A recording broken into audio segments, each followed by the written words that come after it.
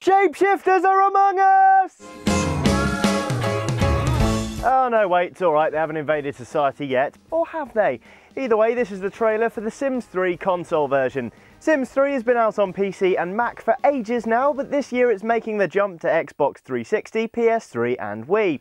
Now, The Sims as a franchise has dabbled with console titles before, but until now has never made a console invasion of this scale.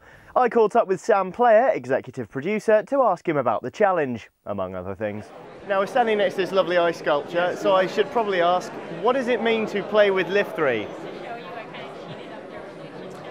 No, you don't understand Simlish.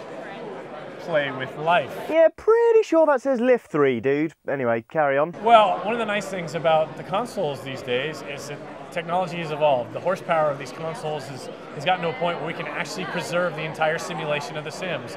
That's the trick. If you can get a full simulated town going, you really get the sense of experiencing, I'm in a world. I'm in a world with other Sims that are around me, and they're telling the stories of their lives just alongside my Sims' lives.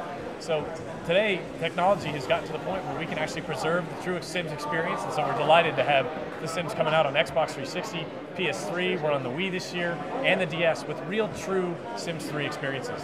Now, some may be already gearing up to write this off as a simple port, but apparently that's not the case, as the game boasts a new addition mysteriously called Karma Powers. Karma Powers are things that really allow you to take new kinds of control over the gameplay. There's tons of really fun stuff that happens in The Sims, but it's usually at the game's control. It's out of control of the player. We figured for console, why not give those players the ultimate control, make them feel even more powerful when playing The Sims? That's what Karma Powers are all about.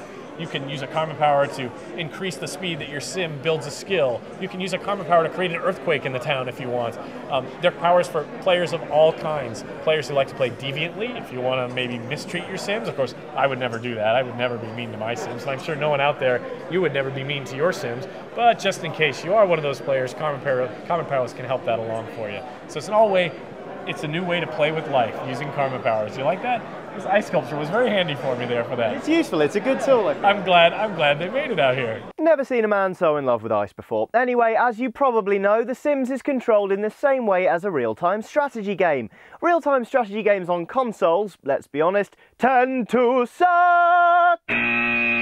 So I asked Sam about how the controls work with the Sims 3 console version. So with each console, you're dealing with a different set of controls. On the DS, for example, in Sims 3, the stylus lends itself perfectly to the explore the world, touch the world type of interface that you can use with the stylus and the touchscreen, and that's what we do on the DS. It's really evident with Create a Sim, where we really enable the player to use the stylus to sort of paint their Sim, if you will, dragging on the touchscreen to morph the face into the exact shape of the Sim they want to create. It translates very beautifully to the DS. The Wii, in a very similar fashion, we made that into a direct control game, using the thumbstick on the nunchuck to control your Sim around the world. It really makes it feel much more like an exploration game than a traditional Sims game.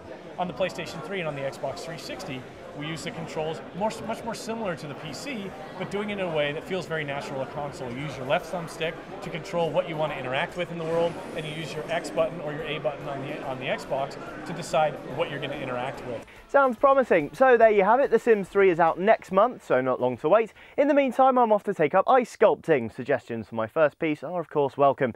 In the meantime, more gaming goonery tomorrow.